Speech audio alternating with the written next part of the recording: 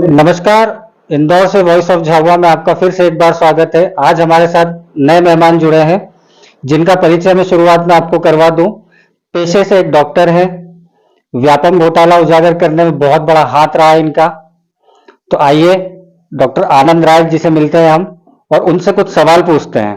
Sir, voice of Jhabua में आपका बहुत बहुत जी स्वागत नमस्ते, स्वागत है। सर, बीआरएस पार्टी में अभी अभी आपने ज्वाइन करा है।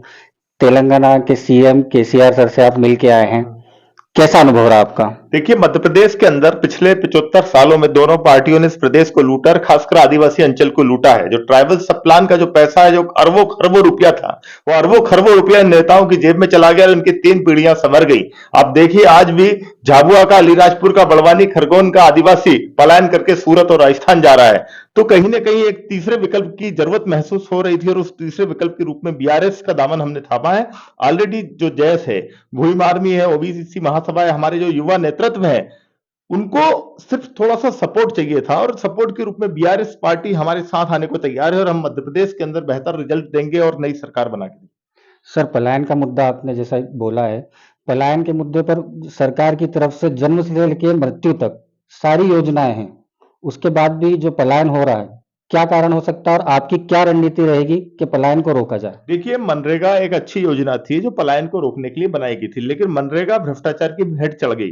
जो काम डेली वेजेस लेबर से करवाना चाहिए था, वो काम जेसीबी से करवाया जा रहा है और कागजों पर जो जॉब कार्ड है, उसमें एक बड़ा घोटाला है। फर्जी तरीके से जॉब कार्ड बनाए जा रहे हैं और वो पैसा ठिकाने लगाया जा रहा है। तो यदि लोगों को रोजगार मिल रहा होता तो लोग पलायन क्यों करते? तो स्थानीय स्तर पर हमको जो स्मॉल स्केल इंडस्ट्रीज है उनको खड़ा करना पड़ेगा और किस तरीके से हम हमारा जो मैन पावर है उसको हमारे ही प्रदेश के लिए यूज कर पाए, ये मॉडल्स हमको खड़े करने पड़ेंगे। किसानों को मदद देनी पड़ेगी जिस तरीके से केसीआर जी प्रति एकड़ 10,000 रुपया मदद करते हैं। यदि 5 एकड़ का कोई किसान है तो उसको 50,000 रुपए सीधे मदद मिलती है। तो इस तरीके की जो योजनाएं हैं वो लानी पड़ेंगी और जो युवा हैं, युवाओं को भी वो एंटरप्रेन्योर बने, अपना खुद की इंडस्ट्री डालें। उसके लिए तेलंगाना में बड़ी अच्छी योजना चलती है, 2.5 करोड़ तक का लोन मिलता है, 3,000 युवाओं को मिल चुका है। तो इस तरीके से जो तेलंगाना मॉडल है उसको हम मध्य प्रदेश में लाने जा रहे हैं और यदि हमारी सरकार बनती है तो हम निश्चित तौर पर आदिवासी क्षेत्रों की सूरत बदल के रख देंगे। यूसीसी के प्रति आप लोग बड़े मुखर हो रहे हैं कि गलत है, आदिवासियों को यूसीसी में नहीं आना चाहिए, तो इसके बारे में आपकी क्या राय है? देखिए, रोजगार और महंगाई, इन 2 चीजों से ध्यान भटकाने के लिए भारतीय जनता पार्टी हिंदू मुस्लिम कार्ड खेलती है। तो दिखाने के लिए यूसीसी को इस तरीके से दिखाया जा रहा है कि यूसीसी लाने से मुसलमानों की ऐसी तैसी हो जाएगी और एक भारतीय जनता पार्टी है, आरएसएस है, जो मुसलमानों को दबा के रख देगी। इसके पहले भी एक कानून लाने वाले थे, आपको पता हो, सीए एनआरसी। क्या हुआ आज उसका? क्या वो कानून आया? तो ये सिर्फ पत्थर मारते हैं चाल और फिर उसमें मजे लेते हैं। इसी तरीके से यूसीसी सिर्फ एक चुनावी जुमला है और यूसीसी, उनको क्या लगा कि यूसीसी के आने से एक नैरेटिव क्रिएट होगा कि हिंदुत्व के पक्ष में लहर बनेगी, मुसलमान की हम ऐसी तैसी कर रहे हैं, लेकिन ये दाव उनको उल्टा पड़ गया। ये जो यूसीसी के आने से जो दलित के जो राइट्स हैं, जो खासकर एट्रोसिटी एक्ट है, अब बताइए मुझे, यदि सब एक समान हो जाएंगे तो फिर एट्रोसिटी एक्ट कैसे आएगा? एक विशेष जाति के लिए फिर आप एट्रोसिटी एक्ट को आप कैसे रखोगे? इसी तरीके से आदिवासियों की जो विशिष्ट परंपराएं हैं, उनकी रूढ़ी पद्धति है, उनका कस्टमरी लॉ है, ये सब स्पेशल जो राइट्स आदिवासियों को मिले हैं 5th शेड्यूल और 6th शेड्यूल में, जो आर्टिकल 244 है, 13(3) के है, ये जो स्पेशल प्रोविजन, ये सब खत्म हो जाएंगे। तो भाई, हमने लोगों को जागरूक किया कि यूसीसी लाने से तो आपके स्पेशल प्रोटेक्शन खत्म हो जाएंगे, तो ये दांव अब उल्टा पड़ते दिख रहा है और अब उनके मंत्री बोल रहे हैं कि हम ट्राइबल्स को इससे बाहर रखेंगे। यदि मैं आपको धर्म की भी बात करूं तो जैसे सिख समाज है, वो कृपाण रखता है। अब यदि यूसीसी आ गया तो वो कृपाण नहीं रख पाएंगे क्योंकि फिर तो सब समान है, फिर वो कृपाण कैसे रखेंगे? तो जबरदस्ती धार्मिक अराजकता पैदा करने के लिए, मूल मुद्दों से ध्यान भटकाने के लिए इस तरीके से जुमले भारतीय जनता पार्टी और आरएसएस ये जुमले फेंकते आई है और वही एक प्रयास है। सर, जिस तरीके से बोला जा रहा है कि अभी तो ड्राफ्ट ही नहीं आया है, उसके पहले सारी ये चीज़ें बातें हो रही हैं, सब मुद्दों पर चर्चा हो रही है, तो ड्राफ्ट आने के बाद अगर ये सब नहीं रहा तो फिर क्या रणनीति? ड्राफ्ट देखिए, जब भी कोई कानून लाना होता है तो सबसे पहले पब्लिक के बीच में उसका एक ड्राफ्ट आपको लाना चाहिए, उस पे अलग अलग समुदायों से बात करनी चाहिए, अलग अलग जो ग्रुप्स है, एनजीओ है, उनसे चर्चा होनी चाहिए।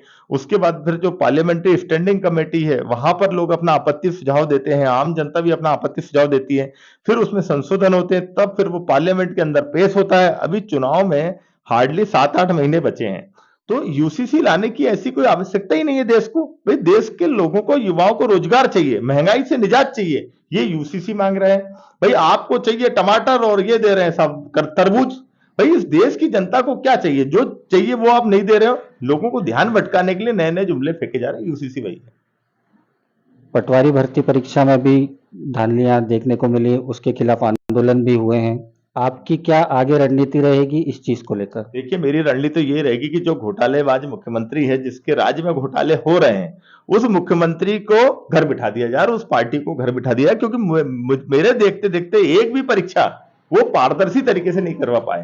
करोड़ों युवाओं इंदौर में, भोपाल में, सागर में हजारों रुपया, करोड़ों रुपया खर्च करके उनके माँ बाप उनको यहाँ भेजते हैं, तैयारी करते हैं, और आज युवाओं के सपनों की हत्या हो रही है, उनका मजाक बनाया जा रहा है। कोई भी परीक्षा होती है उसके पहले उसका पेपर लीक हो जाता है। कृषि विस्तार अधिकारी परीक्षा आप ले दीजिए, जो टीचर एलिजिबिलिटी टेस्ट थी वर्ग 3 जिसमें स्क्रीनशॉट वायरल हुए थे, तो हर परीक्षा में लगभग लगभग पेपर लीक हो रहा है। तो ये सरकार तो युवाओं से पैसा कमा रही है, उनकी फीस, उनको फीस इंपोज करती है, फीस से पैसा कमाती है और बाद में पेपर बेचकर और रोजगारों को बेचकर पैसा कमा रही है। तो ये तो इस सरकार को अब जाना होगा।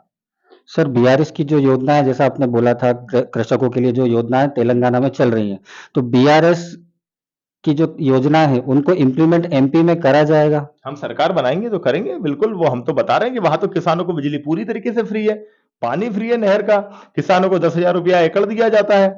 दलित बंधु योजना है, एक दलित परिवार को 10 लाख रुपया दिया जाता है।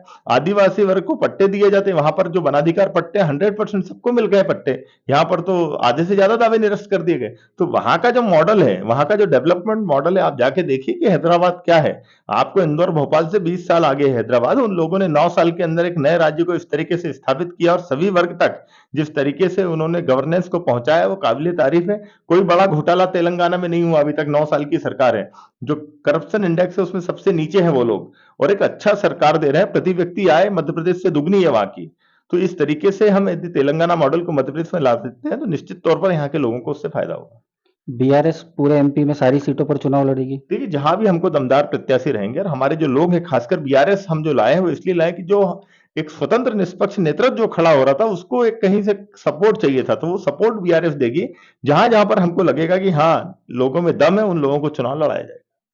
एक आखिरी सवाल मेरा, बीआरएस और आप मुख्यमंत्री, आदिवासी मुख्यमंत्री की मांग कर रहे हैं, तो ये सपना कैसे पूरा होगा? ये बिल्कुल पूरा होगा। आदिवासी मुख्यमंत्री 47 तो सीटें आदिवासियों के लिए आरक्षित हैं, 35 सीटों पर उनका वोट निर्णायक है। और मेरा तो वादा है मध्य प्रदेश की जनता से कि यदि हमारे विधायक जीत के आते हैं तो हम आदिवासी मुख्यमंत्री बनाएंगे। और कांग्रेस और भाजपा को अपने पत्ते ओपन करना चाहिए कि भाई उन्होंने पिछले 75 साल में अभी तक आदिवासियों को मुख्यमंत्री लायक क्यों नहीं समझा? जिस समाज की आबादी 22% है उससे आज तक कोई मुख्यमंत्री क्यों नहीं दिया इन लोगों ने? तो ये थे हमारे साथ डॉक्टर आनंद राय सर, जिनकी बेबाक राय हमने वॉइस ऑफ झाबुआ पर सुनी है। मैं इंदौर से वॉइस ऑफ झाबुआ के लिए प्रियंक तिवारी साइन ऑफ करता हूँ।